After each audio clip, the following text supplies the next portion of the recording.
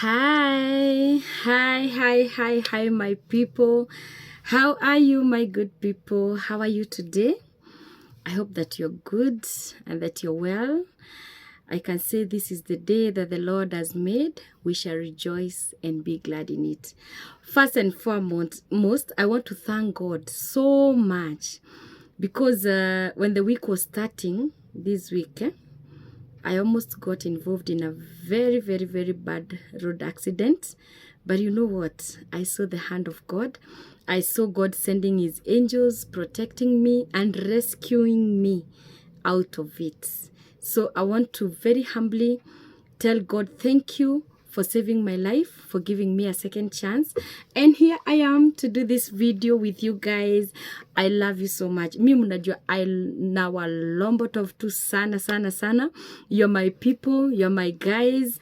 Like I just have a special place in my heart for you people. And to kick off our video today, there's a time, and I know most people think that maybe I had forgotten about this. Sometime back, I posted on my Facebook page because people felt like they need to ask me so many things. It's like people want to know so many things about me. And so you remember, guys, I gave you a platform on my Facebook page and I told you to ask me whatever that you want to ask me. And today I'm here to answer those questions. I had not forgotten about it. So yes, I'm here to be candid with you, to be very close with you, to just explain the bits that you want explained about me to you and let you know me more. I'm not supernatural. I'm just like any other woman out there. It's only that God has enabled me to do things that people feel are good things, noble work, you know, even being there as a foster mom to our 3 beautiful girls that I rescued from the slum, and more so doing it as a single mom. It's something that I have seen so many people appreciating me for that, and I humbly appreciate all your appreciation. I don't know why people have a notion that when you're a single mom, you are limited in what you can do. You're not able to go all out. You cannot go beyond what people have put as limits and boundaries for the single moms. But I want to be here to speak on behalf of single moms. They are well empowered. They are well capable to do over and beyond, because you know, whether you are married or not, we get our strength from God. That is the source of our strength. God, because even the word of God says that I can do all things through Christ Jesus who strengthens me. It's not through my marriage that I can do all things through me being married, that I can do all things through me having a husband. Having a marriage, big ups. That's a big thing. I believe in marriage. I love marriage. Congratulations to every one of you who is in marriage. I'm only saying this as an example. The Bible is not saying I can do all things through my husband. It is saying I can do all things through Christ Jesus who strengthens me. So whether you're a single mom or married, big ups to you. For you who are in marriage, you have your husband. May God bless you more. May you give more respect to that man. May you give more respect to that marriage. It's a beautiful, beautiful gift that God has given you from heaven above. And we look forward, as much as we are single, we look forward to that beautiful day that we shall walk down the aisle, that we shall be Mrs. Somebody, that we shall be in a beautiful marriage. So marriage is beautiful. Marriage is made by God. Marriage is created by God. And marriage is an institution that is so divine, you know, so divine. So I'm saying this as a way of just encouraging even the single moms. Don't feel limited. Don't feel less of a woman because you are a single mom. Don't feel less of a mom because you're raising up kids alone. I have raised my daughter Abigail for 14 years, just me and her. And I thank God for that. Until now, God saw it fit to bless me and give me these 3 beautiful girls that I'm fostering. And trust you me, there is no day we have slept hungry. There is no day we have lacked provision because there is no husband in this home. I always tell people, physically, you might see there is no husband in this house. But I have a husband who is God. I have a husband who takes care of us. I have a father of my children who is God. That father of my children makes sure my kids have eaten, my kids have school fees, my kids have a good home to live in, and we have everything that we need. So big ups to the single moms out there. Cheer up. You are blessed. You are capable. You are empowered. You can do greater things. And so I go to the questions that people asked me and they wanted to know about me. You guys, there's no way I can ask you something and I just brush it off or forget about it. It was just about time for me to come and respond to them. And the first person was my beautiful sister, Perpetua Irema. Perpetua, I got your comment on that post that I had made asking people to ask whatever they want to know about me. And for you, this is what you said. She said, looking forward to a nice meal at your place, plus kafirifiri. So that was Perpetua Irema's comment. And for her, she wanted a nice meal in our home. And trust you me, Perpetua, in our home, you'll never come and lack something. Kwanza ugali na tusukuma huwezi kosa. I love ugali. Ugali is my favorite meal. Huwezi kosa ugali kwetu. Imepikwa vizuri na tu vegetables tumepikwa vizuri. So feel welcome any day, anytime. Then we have somebody who said, love life. Oh my gosh, this is Jose Mukuria. Hey, Jose Mukuria, he hit just on the nail. He hit the nail on the head and he went straight to the point. He didn't want to waste time. He didn't want to beat about the bush. Jose Mukuria said he wanted to know about my love life. That's beautiful. And Jose, I'm here to answer that. Honestly, my love life is not active at the moment, and deliberately I've made it so because at the moment I feel like I need to put a few things about my life in place. So yes, I'm not dating, I'm not in a relationship, I'm just me and my babies for now.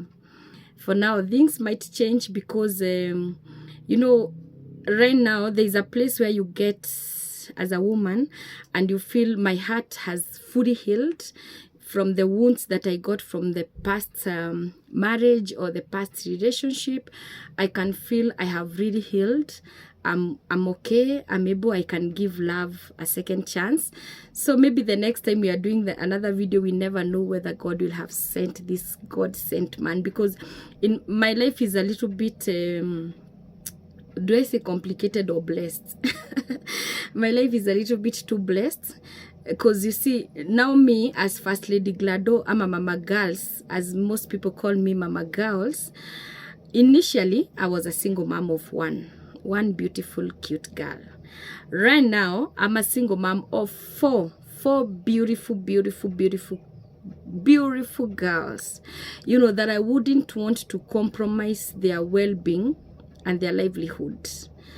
They are girls that I look into their lives and I'm like, if I am to get a man to date, and I wouldn't just date for the sake of dating, a man to date for marriage, it would be a man that will accept these kids, that will accept me, and not only my biological daughter, but accept me, my biological daughter, who is a teenager, and also accept these three girls.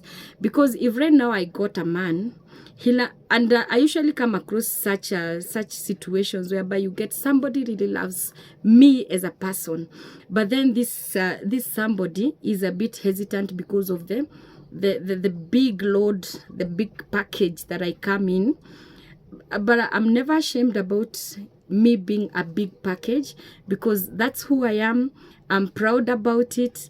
I cannot trade it for anything.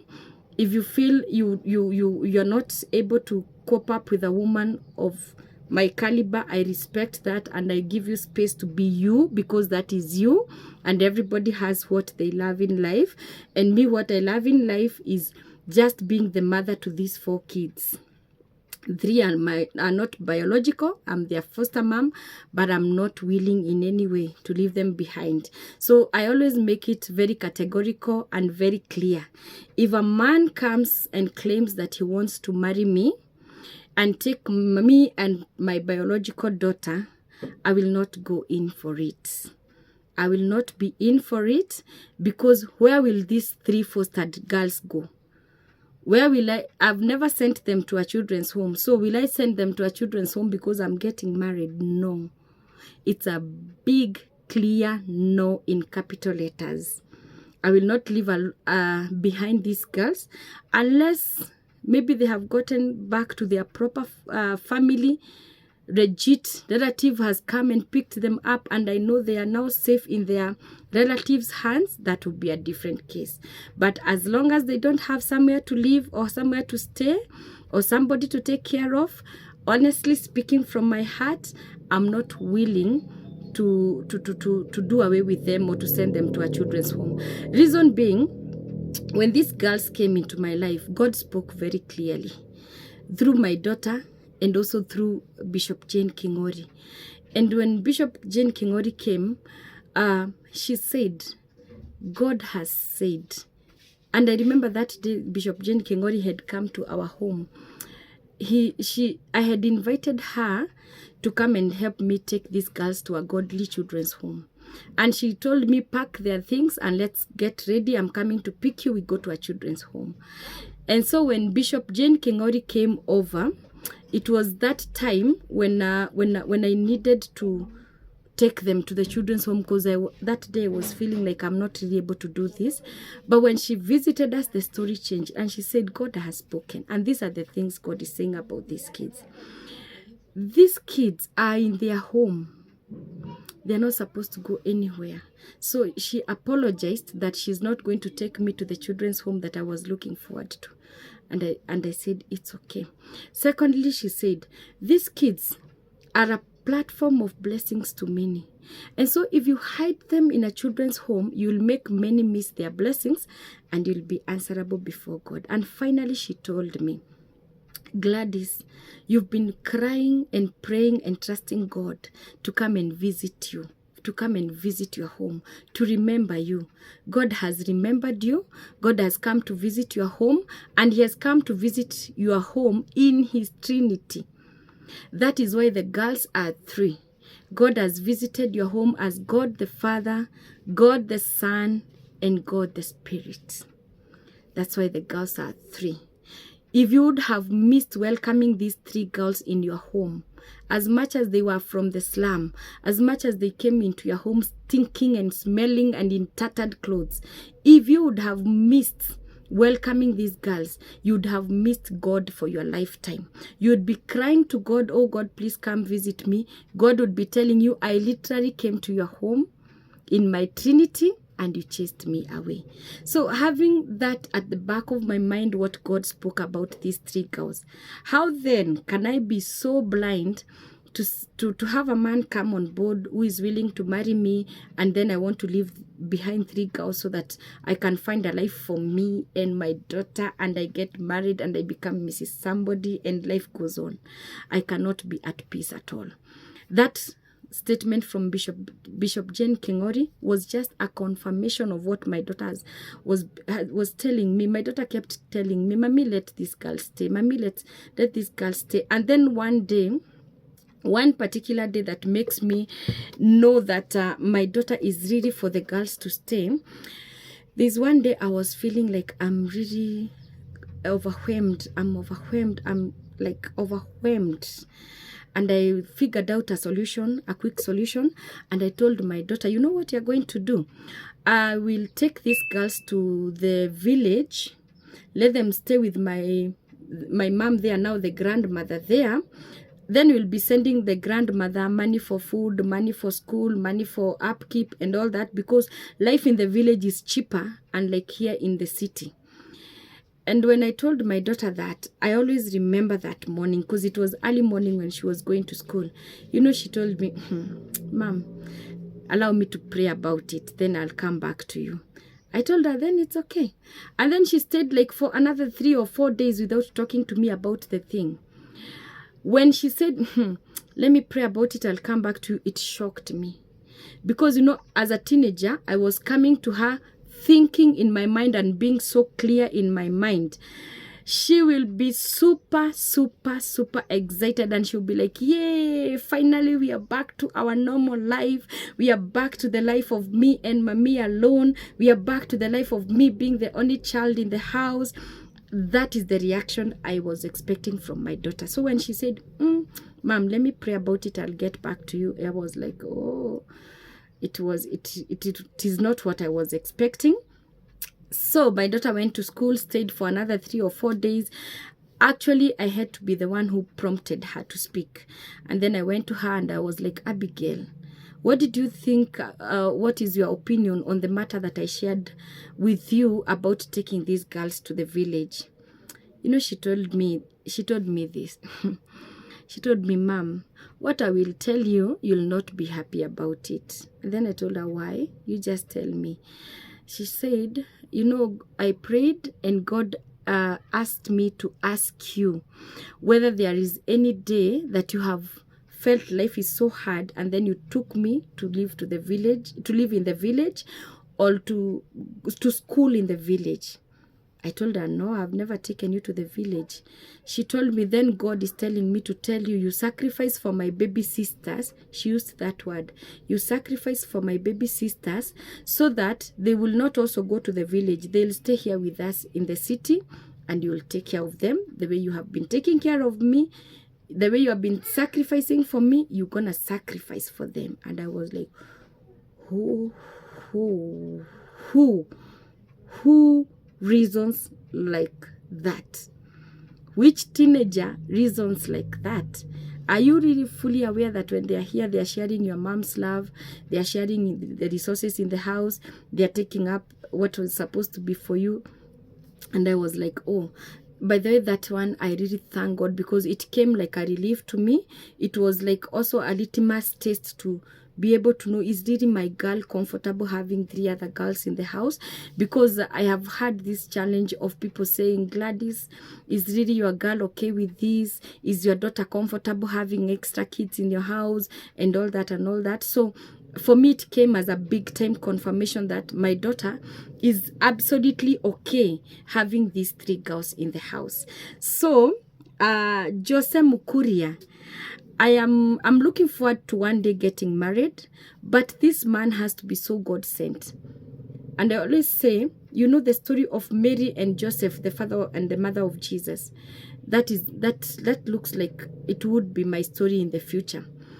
You know, Joseph was this kind of a very special man, prepared by God himself.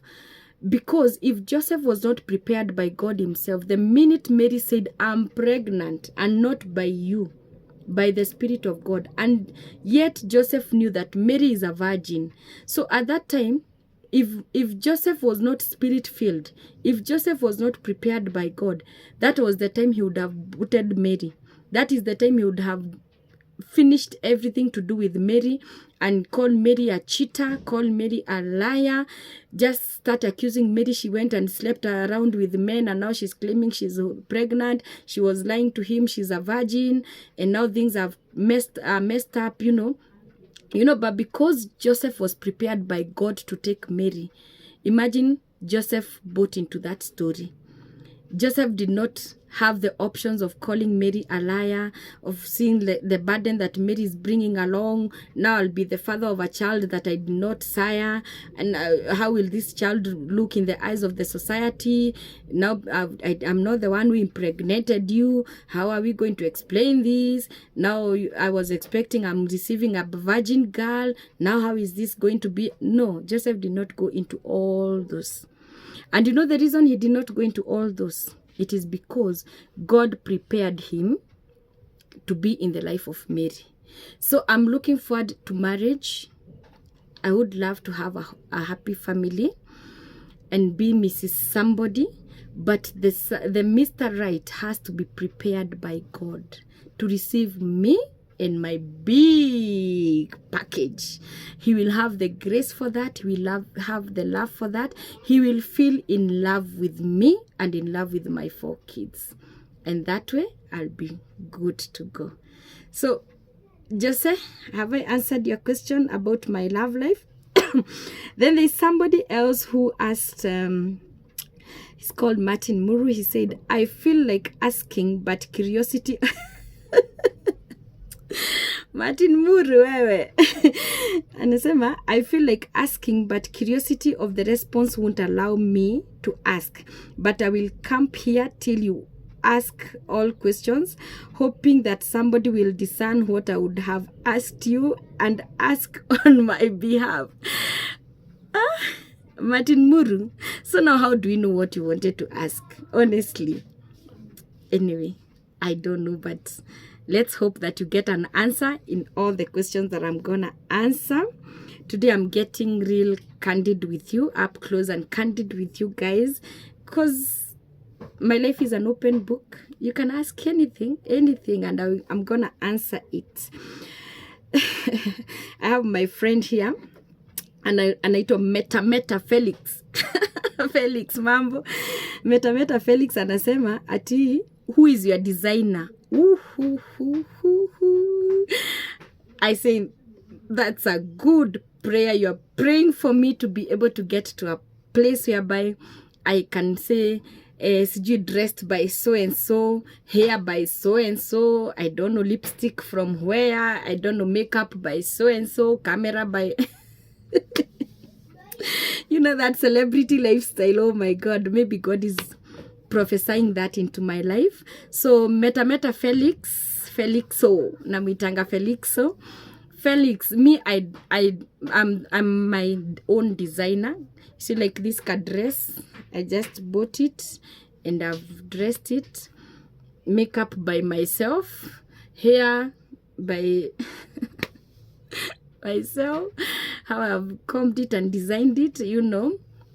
But the hair was done by my good friend called Shiro. Shiro has done my hair since the year 2012. But all the time we meet with her, she says that how she did it and how I comb it and style it, I always do it differently. So yeah, I thank God one day I'm gonna be there where I'm able to say this dress by, yeah, you know, it's a designer dress, and I can be able to mention by who I received that blessing in Jesus' name. And then we have another person called Jadiel Kenoti. Jadiel Kenoti, I am so grateful that you wrote this. He said, he's a guy.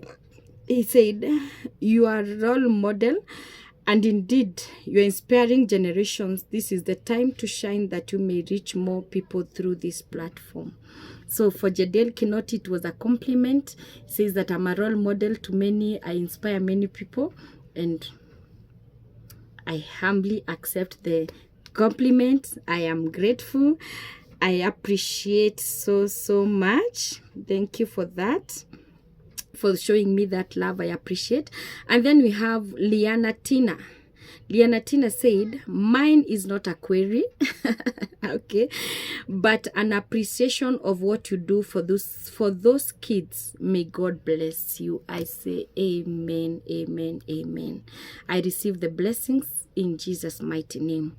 And I pray, may God never forget my labor in making sure that these beautiful girls live a good, happy life and live a good lifestyle, and they are well and okay. May that never go unrecorded in the books of life of God. And also, I don't know whether you meant just the 3 girls, because I would love to mention here that there are other kids that we feed in Korogocho slums. Every day we are feeding 500 kids.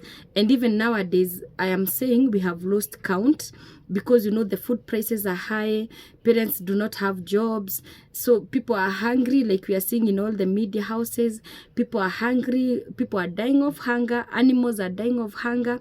So the number we used to cater for has really inflated and blown up and gone up, because we are having so many kids flooding into our our feeding center. And you know, when a child comes and they are hungry, even if they are not in your register, in your feeding program list or register, for sure, there's no way you can send that child away. So the number has really gone up and crazy. I want to appreciate everybody and everyone that has been supporting us feed those 500 kids every day in the slum. We usually have 2 meals for them, that is rice and cereals, whatever cereal that is available, be it beans, be it dengu, that is the lentils. We do cereals and rice, and also we do ugali and vegetables. Sometimes we do ugali with beans. Just try to give them that protein. And of late, we've gotten a group of people that are giving us some meat once a week. We are able to give food with meat to these kids. So I'm grateful. And for me being in the slum, for me doing what I'm doing in the slum, I always say it is my Thanksgiving altar to God. What I do in the slum is so close to my heart, is so special in my heart, because even people ask me, why don't you look for donors? You know, official donors will come and fund you big time and help you feed these kids stress-free. But in my heart, I feel that time to go out and get this, do the proposals for the donors and all that, that time has not yet come. Because, you know, God, those people who follow my story, God has done so much for me. God has taken me from so far. God has fought so many battles for me. God has taken me from one level to another. You know, God has really blessed my life. And the biggest being helping me go back to school after dropping out for 7 years, getting married, being somebody's wife, being a mother of one. That time my baby was tiny, being 26 years old, and I went back to Form 2 in high school. I didn't know how best I can thank God. And then when I went back, God sent angels. All the guys from the Barclays Bank of Kenya who came to visit us, led by this guy who was an alumni of the school that I was in Dandora Secondary School. And then there was this guy who is called Agre, may God bless you so much. Agre was an alumni in our school. So when God blessed him and he started working with Barclays Bank of Kenya, and it was time for the Barclays Bank of Kenya to do their CSR, the corporate social responsibility, he requested if the team can come and do the CSR at our school. So they came, they painted our school, they planted trees, they did a lot of amazing work in our school. And in that interaction, it is when now this group of staff, Barclays Bank staff, realized that this place has got many bright students who are very, very needy. And they came up with a plan of how they can come together as a team, as a department, and raise some money, and then that money will be used to educate us. And that is how I was lucky, I was blessed, because my name featured in the number of kids they wanted to sponsor. That's a whole story. I'll come with a video and do that video. It's a big story. I'll do it on another day. But fast forward, they paid my school fees. And when I did my KCSE and I passed, and I was called to join the University of Nairobi, again, I didn't have money to go to the university. So what I did, somebody by the name Mr. Mbugwa Mombi, who was a motivational speaker in our school when I was in school, asked me when I'm joining university. And I told him, I'm not joining university because I don't have the money. And Mr. Mbogwa told me, come on air. He used to have a radio show, a radio program. So he told me, come on air, we go on air and appeal to well-wishers to help you join university. And we did an on-air fundraising, which was very successful because I managed to get money enough to pay for my first semester at the university. And, you know, with all God having done all that, you know, for being at home for 7 years as a school dropout, I'm the only one who knows how I badly needed that chance in school. So when now God helped me to even see me through to graduation in high school, in university, where I did a double major in sociology and peace studies. I didn't know how to thank God. I didn't know how to tell God thank you. I didn't know which words to use to tell God thank you. I didn't know what I can say so that God can know that I'm grateful, and God, I say thank you. What came into my mind is that, you know, I remembered how the children of Israel would go to some place.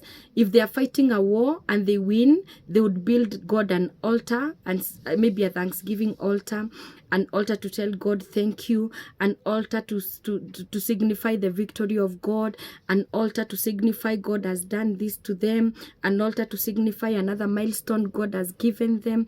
That is what came into my mind, and I said, aha, I want to do what the children of Israel used to do by building God an altar. And I'm going to build God a Thanksgiving altar. And this Thanksgiving altar, I want to go to the slum, do good to the kids that I do not know. I don't know their names. I don't know where they're coming from. I don't know who their people are. I want to go and do good to them, just like somebody who did not know me did good to me. And that way, I'll be feeling I'm telling God thank you in a special way. So my activities in the slum have a very strong spiritual attachment to it. I actually even pray to God, let the people coming to help me feed these kids be sent by you. Let them plug in by your divine purpose. Because for me, what I do in the slum is not for me to get donors. When one day we shall get there and get donors, we shall thank God. Is not for me to get donors, but it's for me to fulfill my vow to God, that God, I'm gonna build you a Thanksgiving altar. And so for everybody that has been plugging in and that have been connecting with me, have been supporting me feed these kids, just know that you are connecting to a Thanksgiving altar that I have raised for the glory and honor of God. Yeah. So when Liana Tina is saying, may God bless you for what you're doing for those kids, either be it for the 3 girls or be it for the kids we feed in the slum, the kids we help educate in the slum, either of all that, I receive the blessings in Jesus' mighty name. George Opondo is saying, are you married, beautiful lady? Oh my God, I've already answered that question. Thank you for calling me beautiful. I feel beautiful, by the way. Thank you, George, for that compliment. And no, I'm not married, but I am a mom. I'm a mother of 1 teenage girl and a foster mother of 3. So all put together, I'm a single mother of 4 beautiful girls, cute princesses. Like, my house is full of beauty, beauty, beauty. We always say our house is a girl's dorm. We are 6 ladies in this house. 6. 4 kids, mommy, and the house manager. 6 beautiful, extremely beautiful women in one house. If you want to see real beauty, visit our home. You're gonna see the beauty in its fullness. Yeah. So George, I'm not married, but I'm looking forward to despite them what I went through in my previous marriage that broke up. It's a story for another day. I still respect the marriage institution. I still believe marriage is beautiful. And I still believe one day I'm going to be married. And I'm going to be somebody's wife. Yes. I hope I've answered that well. Then we have Sylvia Gikunju. Ananiuliza, she's asking me, what motivates you? And who is your mentor? This is a nice one. I will start with who is my mentor. My mentor in what I do is Saint Mother Teresa. May her soul rest in peace. My mentor is in the grave, but her work is still living. Her good deeds is still alive. And she mentors me even when she's lying peacefully in her grave. That is my mentor. I don't think I've even done a quarter of what the late Saint Mother Teresa did. And I would love to be remembered like she is remembered. I might not do everything she did. I might not be able to do all what she did. I might be empowered by God to do more and beyond what she did. But I love what that woman did. I love how selfless she was. I love how she put everybody in front. I love how she simplified things. By the way, I love how Mother Teresa simplified things.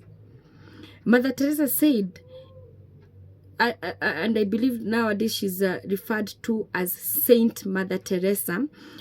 Saint Mother Teresa said, if you cannot feed 100, feed one. How simple is that? How simple is that? Because most of the time we find ourselves clogged up or tied up or limited because we are thinking, hey, now if you are telling us to go to the slum and feed kids, how many kids are in the slum? They are in thousands, they are in millions, they are too many. How do we feed them? And the minute you start seeing all that impossibility checks in, and you're not able now to do it because you think, oh my God, I wish I had the capacity to bring a whole pickup. I wish I had the capacity to bring food in a lorry. But look at how my mentor, Saint Mother Teresa, simplified things. She said, if you can't feed 100, feed one. And that one that you have fed is what goes to the record books of God. And so I get so encouraged by Mother Teresa. She simplified. If right now you're not able to touch 2 lives, touch one. If right now you're not able to help 10 kids, help one. If right now you are only able to provide one packet of flour, provide it. By the way, in our food bank, we have a food bank in the slum. It is open to everybody and to all in the members of the public and members of the community, such that even if you have just 1 liter of cooking oil, come and drop it there. Even if you have 1 kilo of rice, come and drop it there. However little that you have, come and drop it there. God does not bless based on the huge multitude of what you have brought, the big quantities of what you brought. God blesses the motive of the heart. Was your motive pure when you blessed us with that? When God looks at you, was it genuinely that is the only thing that you afforded and you brought it? God gonna bless you for that. You know, so I love how Saint Mother Teresa simplified it, simplified the charity work. You know, there's another quote she said, don't look at the numbers. When you want to do charity work, when you want to do good to the community, don't be scared by the huge numbers. Tackle what you are able to tackle. Handle what you are able to handle. If everybody in the world, everybody who is able and capable in the world, everybody said, me, I'm helping one. So everybody help one, everybody help one, everybody help one, everybody help one. How many people do you think would have helped? You know, but it's because people say, oh no, the people who are suffering are too many, let the government take care. As you're throwing that for the government to take care of them, how many have you taken care of? So I love giving this challenge to everybody that when you're not able to feed 100, feed one. And when you are going before God, you remind God and tell God, God, please remember the one that I fed. Okay? And then she has coupled that with asking me what motivates me. What motivates me is the fact that God has done too much for me. I always believe and I always tell people, when good has been done to you, God expects you to do good to another person. When something nice somebody has held your hand, it's a debt to pay forward for you at some point in your life to hold another person's life and see them through. So what motivates me is that when I look back in my life, I have people that I can mention by name that have held my hand, that have shown me the way, that have been there for me when I'm in my lowest. So I feel I have to be there for somebody when they're in their lowest. I feel I've not paid it all. What was done for me, I've not paid it all. But unfortunately, sometimes we have got so many people who have got so much done for them. But what happens is that they assume they are there by their rights. You know, I've already gotten to where I wanted to be. So what I have been through, who has helped me, is not a big deal. Let me forget about it and forge forward. You know, for me, every day, back then, so many people did so many good things to me. Even right now, I've got people who are still doing so many amazing good things to me.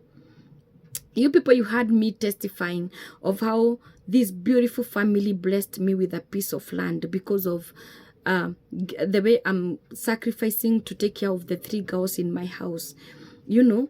And I remember the lady who blessed me with that land. These are the words she told me, and I will never forget. That video is on this channel. You can look at that video, the whole of it, how we were gifted with the land, how it was emotional, how I cried, where the land is. You can watch that video here on this channel, you know. And if somebody, this lady told me, Gladys, you know, the money you would be saving to one day buy your children or your biological child land is the money you are using to educate those kids, to take care of those kids, to be there for those kids. So me and my family thought of that, and we thought the only thing that we can do is bless you with a land so that one day when you'll need land for your child, you will not struggle because you have already used the money you have to take care of kids you did not know. And that is how I got blessed with a beautiful, beautiful piece of land. So if people right now are still doing me, and that is just one, I can say of so many people that have done so many amazing things to me. If people are going that extra mile for me, what should stop me going an extra mile for somebody? You know, why shouldn't I be there for somebody else? So that is what motivates me, that God keeps sending angels to take care of me. I feel indebted to take care of others. And I hope, Sylvia, I have answered your question. Then we have another one called Frida Kendi. Frida Kendi is saying, no question, but I really like your life story. It motivates me each and every day. I got it from Radio Maisha. Oh, thank you so much, Frida Kendi. Thank you. She's saying she heard about my story on Radio Maisha, and she's saying that it's a motivational life story. I appreciate that, and I give God all the glory. I'm where I am because of the grace and the mercies of God. Thank you, Frida. I appreciate that. Then we have Dennis Njoroge. I don't know why it is the men asking the same question. So Dennis Njoroge is asking, are you in a relationship? And I think I have answered that severally. But just to answer Dennis Njoroge, no. Right now, I'm not in a relationship. I'm not dating. But one day, if God opens the door and the blessings for me to date or get married, I'll be here. I'll let you know. I don't hide anything about my life. If God blesses me with a good man, I will let you know. If I get engaged, engagement, it happens on this left hand. If I get an engagement ring, I'll come here. I will let you know that I am engaged. If I get married, I'll come and tell you I am married. And I shall invite you for my wedding, by the way, because I know God can do it. In Jesus' mighty name. Amen. So, Dennis, I hope I've answered you. Here is another good friend and my brother. He's called Benzi Jagi. Wewe, Benzi. Benzi Jagi ananiambia, we go to him to the same church with him. He says, yes, I got a question for you. And then he is asking me, that question is not full. I need to refer back to the post so that I can get, because it's actually a long question, and I had screenshot all the questions. So I think when I was screenshotting, I left out some part of that question, and because I'm here, I don't want to leave any question. And here we are. And I go straight to Benzi's question. It's here. Yeah, good. We are here. So Benzi is saying, what you do requires a woman of steel. Amen. Your life is always at the edge. I even wonder how you still have hair. It's by the grace of God, my brother. If it was me, I could have scratched my head to baldness. God would have given you the grace, imagine. It's all by the grace of God. And then now he asked, what are some of the practical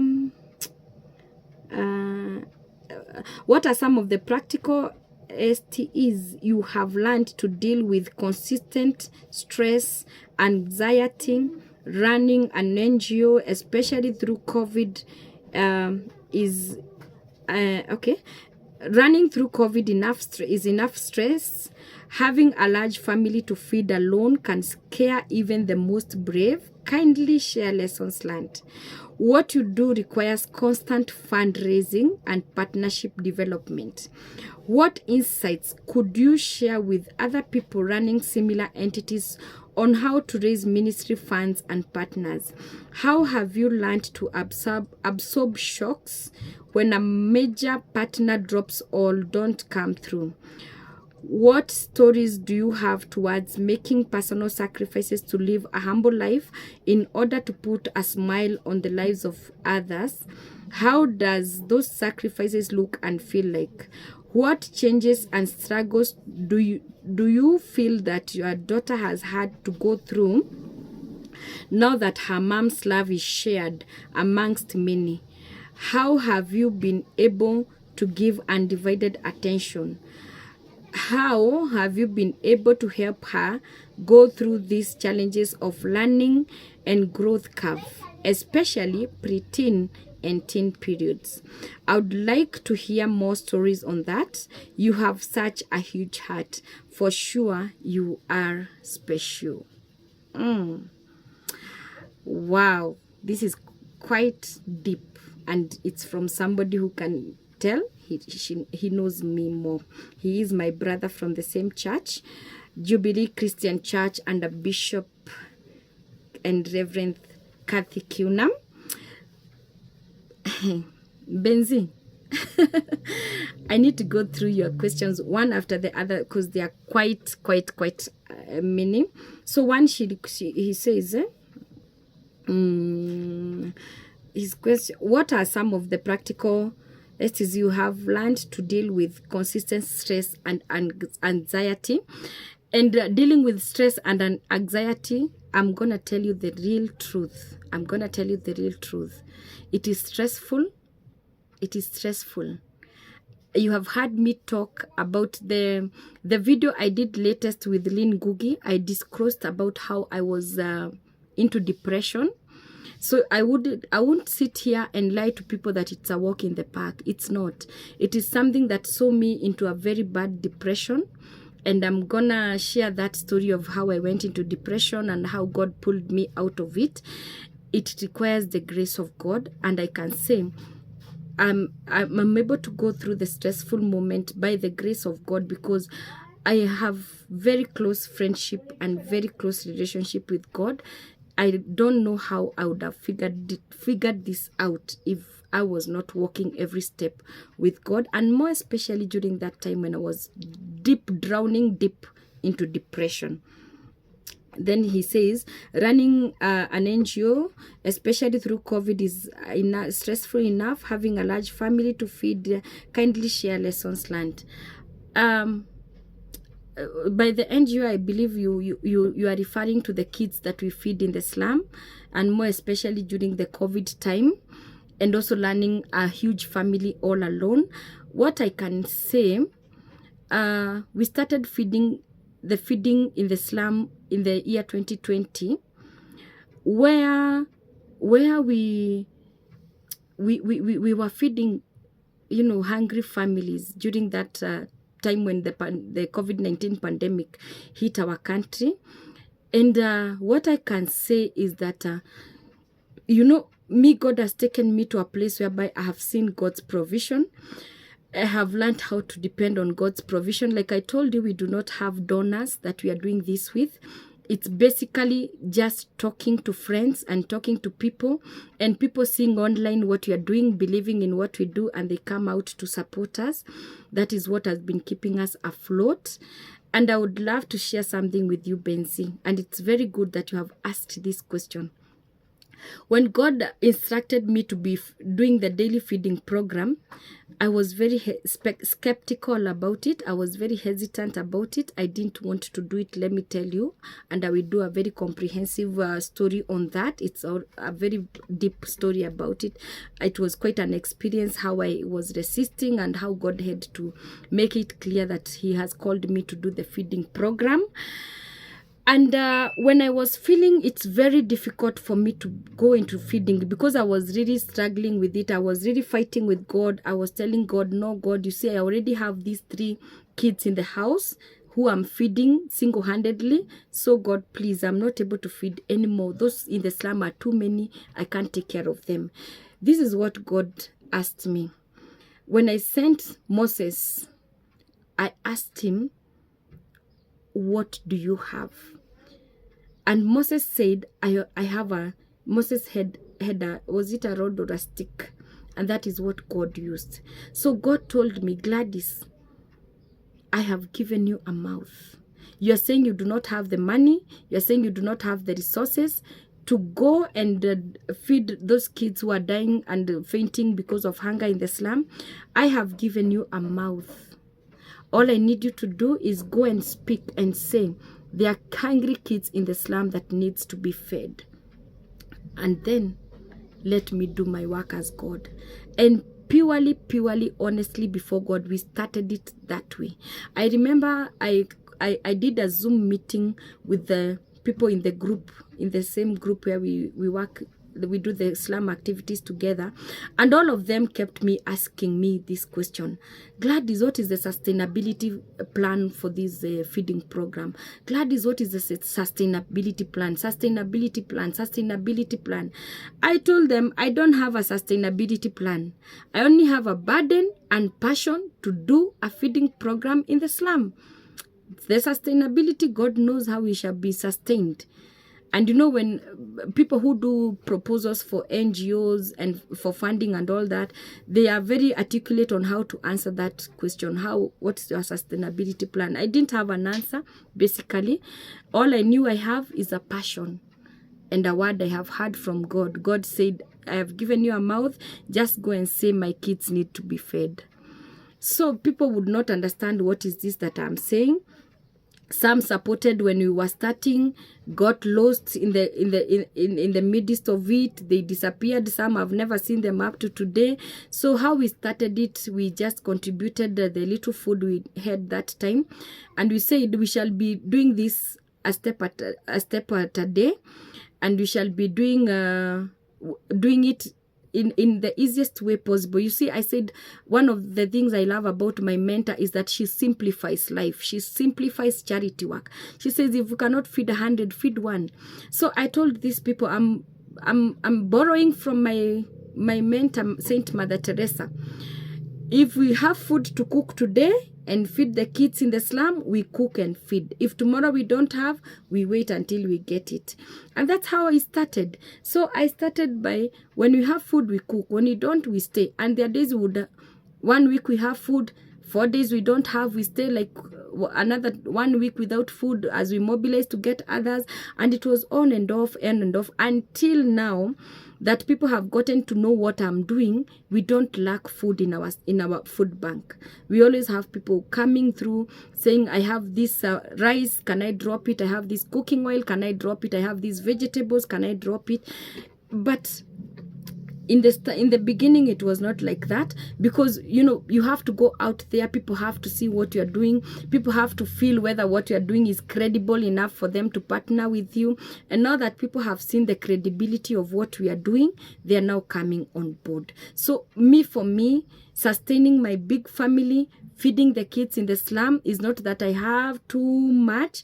I've only obeyed God, that He gave me a mouth to speak, I'm always speaking through my social media platform, on Facebook, First Lady Glado, on Instagram, on YouTube. Everywhere I go, I mention about kids that need to be fed in the slum. And God always makes somebody to hearken to my prayer, to hearken to my cry, and bring food for us. So that's how I manage it. And then he asked, what you do requires constant funding and partnership development. What insights could you share with other people running similar entities on how to raise ministry funds and partners? Yeah, as I have said before, me, I've never had God instructing me to go into funding and getting donors, because like I said, my activities in the slum are my thanksgiving altar to God. So for me, I know what I'm doing requires constant funding, but I told God I want to first of all do it sacrificially. I want to do it sacrificially, give also from my pocket, sacrifice my time, go through the lack, go through the time for crying to God, we don't have this, God please send a helper, before we get to that time when we shall now be going into funding.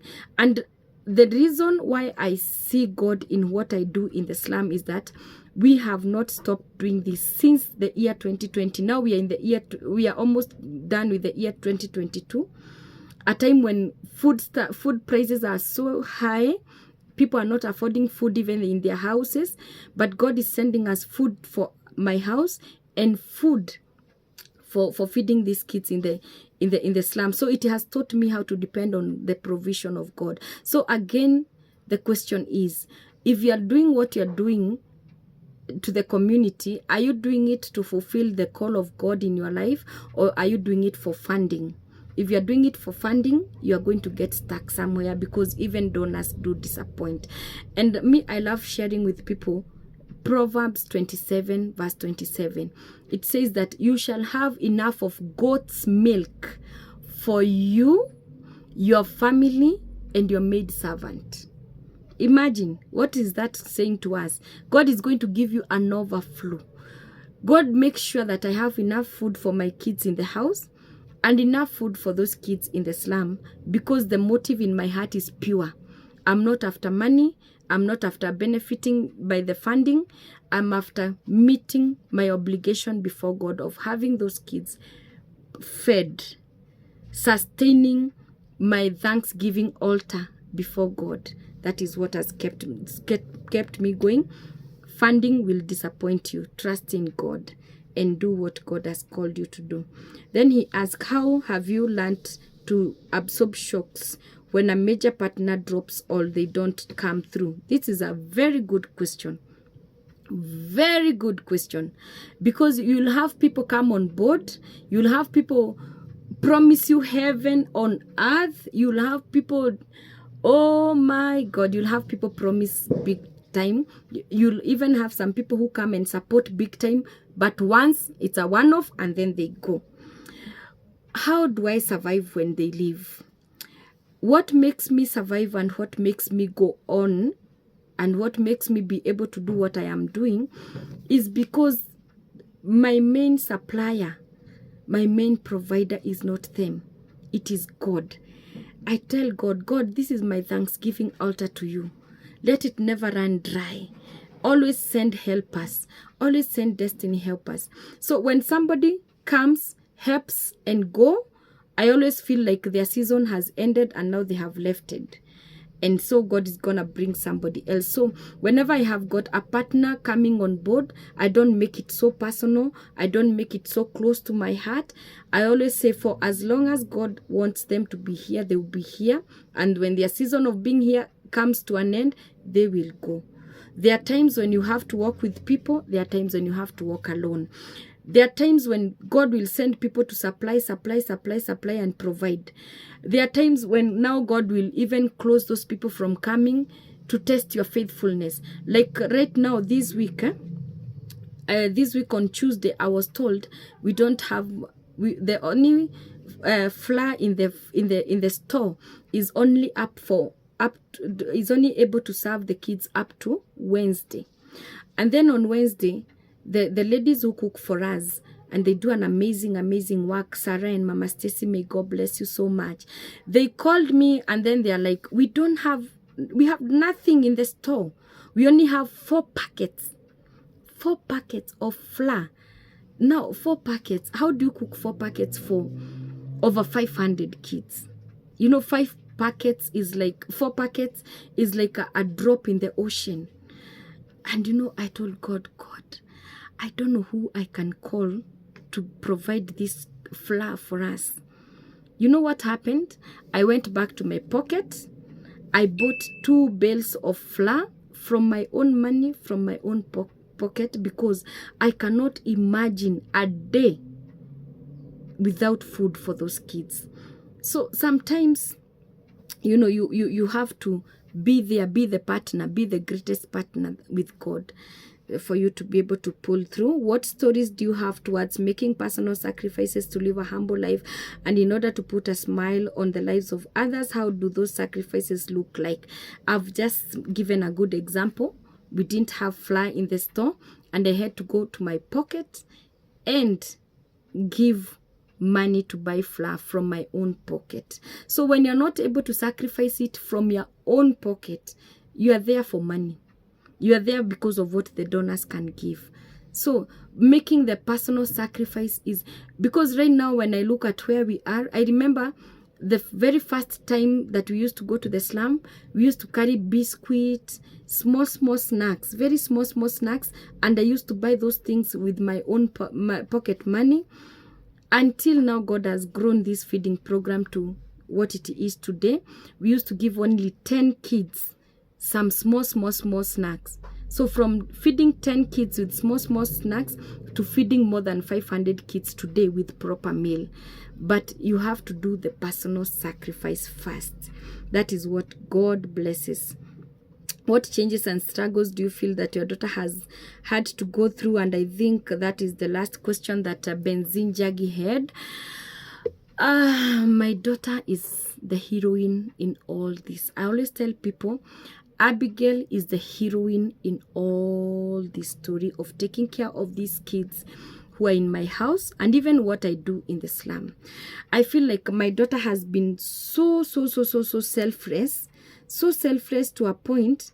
She is the reason, she is my biggest support system. You know, the biggest support system that I have is my daughter.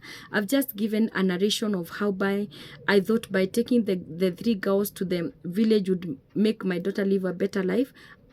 Opposite to that, I realized that I would be making her life more horrible because she has come to love the girls so much.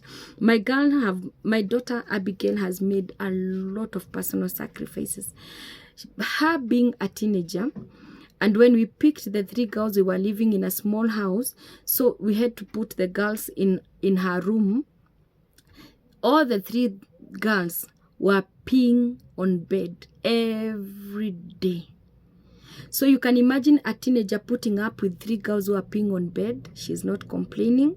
You can imagine a teenager putting up with a smelly room, because now that they are peeing on their beddings every day, that room has developed some very funny bad smell. She's putting up with that. You can imagine a teenager who is now used to organizing and keeping her room neat and well organized. Now there are these 3 girls who have come. They are messy. They are putting up things all over. Yet she's putting up with all that, and so many other sacrifices I can mention. Like one that really shocked me is just recently, this big girl, the big one now, was being the victim, being molested by the father. You know, when I picked these kids, they were very tiny and very malnourished, but since they started living with us, they just grew. You know, they're like they just actually, now the biggest challenge that I have is that they have outgrown their clothes, they have outgrown their shoes, they are big. The one who has suffered most is the big one, because she doesn't have somebody to leave the clothes or the shoes for her. So like, she outgrew all the shoes except 1 pair. And then me, I have got too much responsibilities and too much for me to do in my hands. I'm not even at that position, at that time, in a position to buy her an extra pair of shoes. And when my daughter is at home, I don't like giving her free money. So I like training her that you have to work to get money. So instead of taking the car to the car wash, I tell her to wash the car. And then the money, the exact money I would have paid at the car wash is the exact money I pay her. And she does a good job. She cleans the car very well. So this time she had cleaned the car, and the car is now good and all that, and she has saved some money. Then one Sunday evening, she says she wants to go out with the big girl, just the two of them.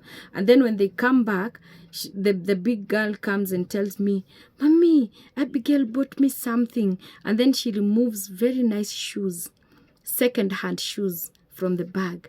Then I'm like, "Who bought this for you?" And then she told me, "Abigail bought it for me." Then I asked Abigail, "So these shoes, how much have you bought them?" She told me they were being sold 300 shillings, but we bargained. No, they were being sold 400 shillings, but we bargained it to 300 shillings.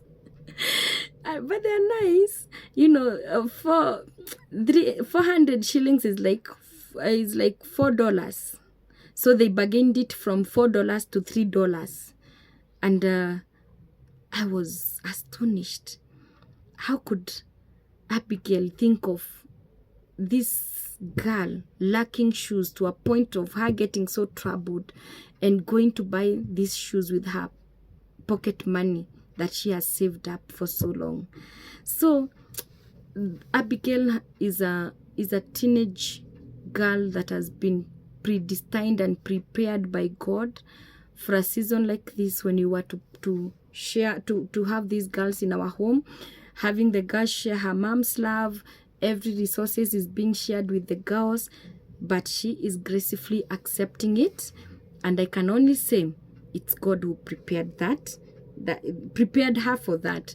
Same, back to the story that I gave about Joseph and Mary.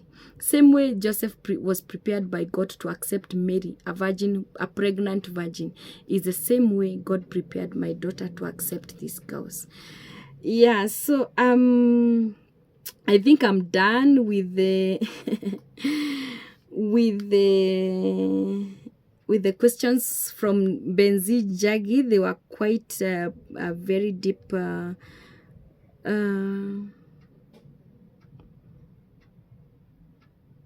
Yeah, I was taking a note because I wanted to make sure that all the questions that Benzi Jagi has asked, I've answered them, because I said today I'm getting up close and candid with my online family that love me so much, that support me so much, that would love to know more about me.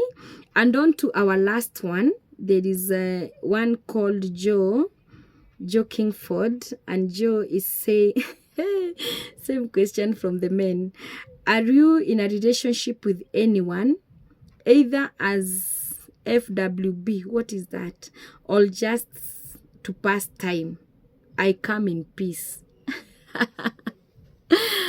Oh, let me tell you, even before I answer that question, Joe, I wouldn't be in a relationship to pass time. That is a big no. This other one you are calling FWB, I don't know what is that. Those funny relationships, I'm not for it. I'm not desperate. I'm not desperately looking to be in a relationship. I'm patiently waiting for God's time, when I will date, and date seriously, and date for marriage. So those funny kind of setup and kind of funny relationships and all that are not for me. Cannot be for me. So no, I'm not in a relationship, but at God's time, I will be in a relationship. So guys, I am done. It has been quite a long video. Thank you for watching. I'm done with all the questions, unless we get others along the way, we shall do another video.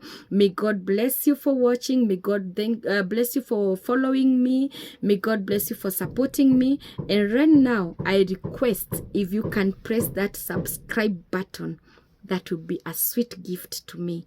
If you can press that notification bell so that every time I upload a new video, you are notified that Gladys or First Lady Glado or the foster mom has uploaded another new video, and you shall be among the first people to watch that video. We have got so many other videos in this channel. Our channel is all about touching lives. That's why we call this channel Touching Lives Through Love. Here we are all about sharing love, and through sharing love, we touch lives. We are coming up with a very good program whereby I'm gonna open up this platform, not just for my family, but for all of you there, because I know you people are passionate, you people are full of love, you people would love genuine cases where you can touch lives. I'm gonna open up this forum to all of you, bring you platform where you can touch lives through love, and I will be coming to tell you how we are going to do it. Meantime, if you have been there and you've been supporting me in either way, through even feeding the kids in the slum, may God bless you, may God keep your cup overflowing, may you never lack.